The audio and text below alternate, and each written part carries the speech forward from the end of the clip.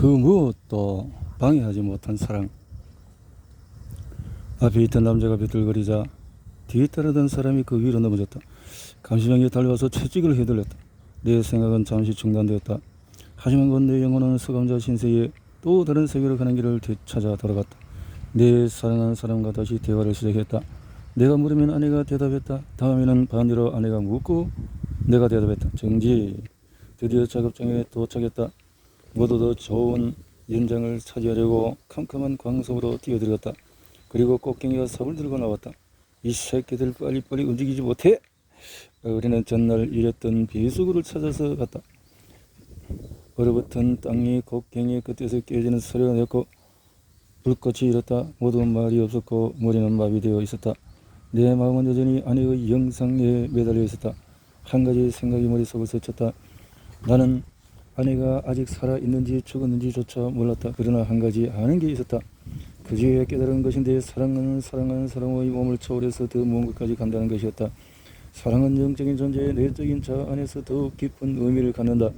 사랑하는 사람이 실제로 존재하든 존재하지 않든 아직 살았든 죽었든 그런 것이 하나도 중요하지 않다. 나는 아내가 살았는지 죽었는지 정말로 몰랐다. 알 수 있는 방법도 없었다. 편지도 없었다. 하지만 그것은 더 이상 문제가 되지 않았다. 알아야 할 필요도 없었다. 이 세상 그 어느 것도 내 사랑의 굳건함, 내 생각 사랑하는 사람의 영상을 방해할 수는 없었다. 사실 그때 아내가 죽었다는 것을 알았더라도 전혀 개의치 않고 아내의 모습을 떠올리는 일에 나 자신을 바쳤을 것이다. 나와 아내는 나누는 정신적인 대화는 아주 생생하고 만족스러웠을 테니 말이다. 나를 그대의 가슴에 새겨주고 사랑은 죽을 만큼이나 강한 것이라고.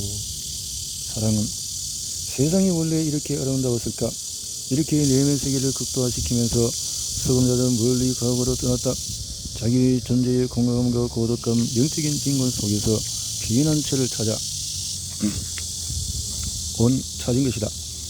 상상의 나래를 마음껏 펼치며 과거의 일들을 돌이켰다.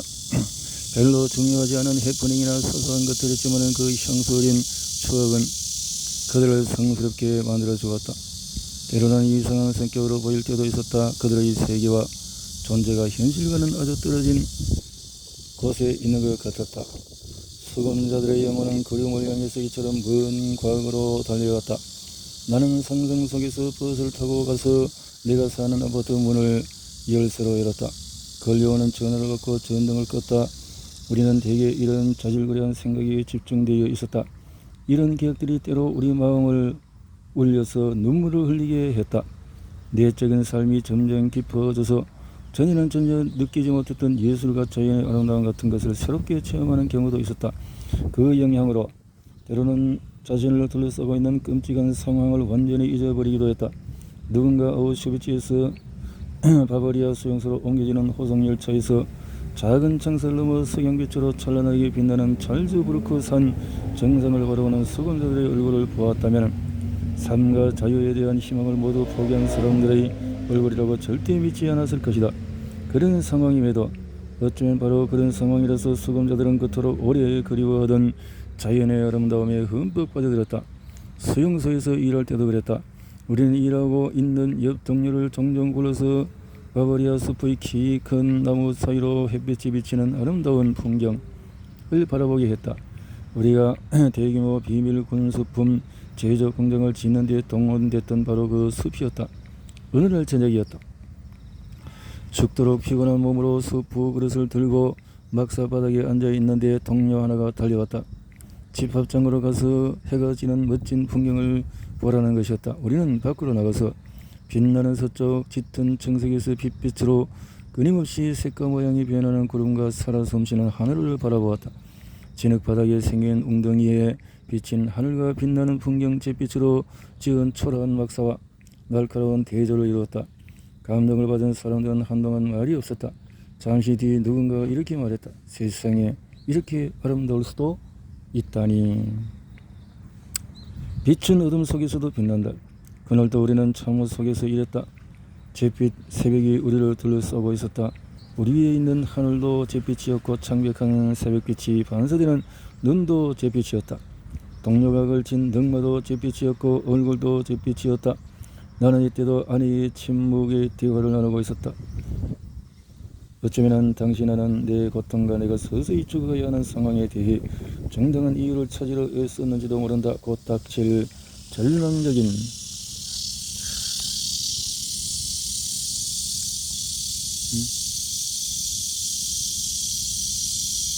꿈을 그려보고 예수로서 갇혀 있으면서도 꿈을 그려보는 빛이 멀리서 비춰오는 그런 광경이네요.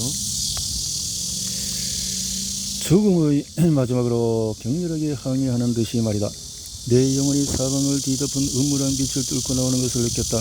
그것이 절망적이고 의미 없는 세계를 뛰어넘는 것을 느꼈다. 삶의 궁극적인 목적이 있는가라는 나의 질문이 어디선가 그렇다고 하는 활기찬 대답을 들었다. 바로 그 순간 수평선 저 멀리 그림처럼 서있는 농가에 불이 들어왔다.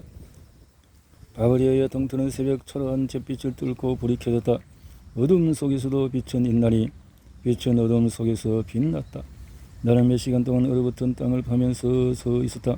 감시병이 지나면서 욕을 했고 나는 또다시 사랑하는 사람과 대화를 나누었다. 점점 더 그녀가 곁에 있는 듯이 느꼈다. 아내는 정말로 내 곁에 있었다. 아내를 만지고 손을 뻗어서 아내의 손을 잡을 수 있을 것 같았다. 그 느낌이 너무나 생생했다. 아내가 정말 거기에 있었던 것이다. 그때 새 한 마리가 날아와서 내가 파놓은 흙더미 위에 앉았다. 그리고 천천히 나를 바라보았다. 새를 통해서 말을 해주나요? 새를 통해서. 수용소 안 사람들의 예술 앞에서 나는 예술에 대한 이야기를 했다. 강제 수용소 안에서 예술을 할 수 있을까? 무엇을 예술이라고 부르느냐에 따라서 다를 것이다. 수용소에서 즉석에서 카바레 비슷한 것이 만들어질 때가 종종 있었다. 잠깐 막사안을 깨끗이 치우고 나무 의자를 밀거나 함께 못질한다. 그런 다음에 프로그램을 짠다. 저녁에는 수용소 안에서 비교적 처지가 좋은 사람들이 수용소를 떠나지 않아도 되는 사람들이나 카포 그곳에 모인다. 몇 번은 웃고 또 몇 번은 울려고 이곳에 오는 것이다. 어쨌든 자기들이 처해 있는 현실을 잊을 수 있으니 말이다. 노래를 부르고 시를 낭송하고 천국도 했다. 그 가운데는 수용소 현실을 풍자한 것도 있었다. 모든 것은 현실을 잊으려고 만든 것이었으며 현실을 잊는 데 진짜 도움이 되었다.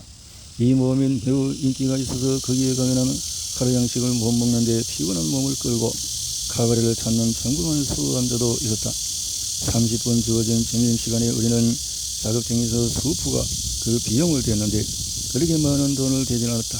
배가 빠지면서 아직 다 지어지지 않은 엔진실에 가서 먹어도 된다는 허락을 받았다.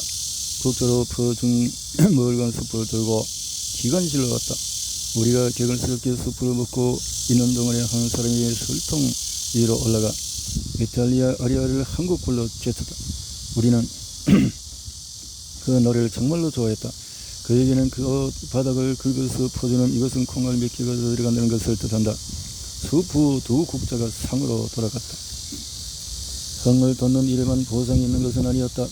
칭찬에도 보상이 있었다. 한 번은 이런저런 이유로 수용소에서 살인마 카포라고 불리는 사람에게서 다른 사람을 보호해야 할 일, 내가 그런 보호가 필요하지 않은 처지인 게 얼마나 다행스러웠는지 그것이 생겼다. 일의 전말은 이랬다. 어느 날 저녁 나는 다시 교령설 회합이 열리는데 초대되는 영광을 얻었다. 지난번처럼 주치의 친한 친구들이 모였으며 불법으로 참석했던 위생 담당 사관도 또 와 있었다. 그런데 그 살인마 카포가 우연히 여기를 들렀다가 우리 요청으로 시 한 편을 낭송하게 되었다. 그의 사는 수용소 안에는 이미 유명한 아니 악명 높은 시였다. 두 번 청할 필요도 없이 그가 자리에서 얼른 일어났다. 일기장 비싼 것을 꺼내더니 거기에 적혀있는 자기 예술의 시험장을 읽어내려가기 시작했다. 직접 지은 사랑의 시를 읽는 동안에 나는 터져나오는 웃음을 참으려고 입술을 깨물었다. 아마 그렇게 했기 때문에 내 목숨을 지킬 수 있을 것이다. 나는 칭찬에 너그러운 편이어서 만약에 내가 그의 작업반에서 일했다 하더라도 사실 그 전에 하루 동안 그의 작업반에서 일한 적이 있었다. 그 하루로 충분했지만 목숨을 지킬 수 있었을 것 같아. 그런데 어쨌든 그 살인마 카포에게는 좋은 인상을 주는 게 중요했다. 그래서 나는 죽으라 박수를 쳤다. 대체로 서영산의 예술 행위라면 그게 어떤 종류의 예술이든 어느 정도 기이한 면이 있었다. 서영서 사람이 예술 행위에 깊이 감동을 받았던 것은 음울한 현실과 예술 사이에 놓인 엄청난 거리를 뼈저리게 느끼기 때문이었다. 나는 지금도 아우슈비츠에 맞은 두 번째 밤을 생생하게 기억한다. 완전히 지쳐서 깊이 잠들었다가 음악 소리 때문에 깨어났다. 막사 입구에 있는 고참 관리방에서 축하 파티가 벌어진 것 같았다. 술에 취해서 왁자지껄하는 소리에 진부한 노래도 들렸다. 그러다 갑자기 방이 조용해졌다. 얼마 있자 바이올린이 흐느낌을 토해내는 듯한 애끓는 탱고 선율이 조용한 밤하늘로 울려 퍼졌다. 너무 많이 연주되어서 식상한 느낌이 나는 곡이 아니었다. 바이올린이 흐느끼는 소리에 나도 등달아 흐느꼈다. 그날은 바로 어떤 사람의 24번째 생일이었다. 아우슈비츠 소형사에 따른 변막사에 누워있는 그 사람, 어쩌면 겨우 몇백 야드 혹은 몇천 야드에 떨어진 곳에 있는지는 모르지만 내가 절대 갈 수 없는 그곳에 있는 사람, 바로 내 아내였다. 아내에 대한 사랑이 참 대단하군요.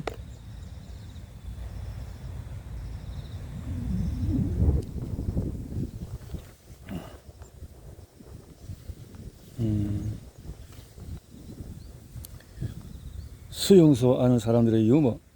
강제 수용소에 예술 비슷한 것이 있다는 것은 놀러오는 사람이 있을 것이다. 하지만 예술뿐만 아니라 유머도 있다는 것을 알면은 더욱 놀랄 것이다. 비록 아주 희미하거나 몇 초 몇 분이었지만은 유머는 자기를 지키는 투쟁에 필요한 또 다른 무기였다. 이미 잘 알겠지만은 유머는 그 어떤 상황이라도 딛고 일어설 수 있는 능력과 초연함을 가져다 준다. 건축 공사장에서 일할 때에 나는 옆에 일하는 친구를 놓고 진짜로 유머 감각을 키우는 연습을 했다. 친구에게 적어도 하루에 한 가지씩 재미있는 이야기를 만들어 내자고 했다. 이야기 소재는 우리를 훈련한 다음에 일어날 수 있는 일이었다. 비가 쏟아질 것 같네요. 피해야 될 것 같아. 자, 친구는 외과에서 큰 병원에서 보조수 뛰고 일한 적이 있었다. 빨리빨리 움직여, 내가 친구에게 말했다. 자네가 수술실에 들어간 큰 개복 수술하게 됐어. 그런데 갑자기 수술 보전이 달려서 외과 가족이 도착했다고 알려주면서 소리치는 거야. 빨리빨리 움직여. 가까운 다른 동료들도 나중에 알아들 수 있는 재미있는 이야기를 했다. 여기서 풀려난 어느 날 저녁에 식사를 초대로 받았는데 자기가 풀려났다는 사실을 까먹었고는 그 집 반주인에게 이렇게 부탁할 수 있었다는 것이다. 통 밑바닥까지 집어 넣고 주세요. 유머 감각을 키우거나 무언가를 재미있게 보려고 하는 것은 살아가는 기술을 배우며 터득한 하나의 요령이었다. 이렇게 고통의 크기가 참 이렇게 영혼에서 또 잊어버리고 한 인식되어진 이런 모습에서 참 인생의 모습을 봅니다.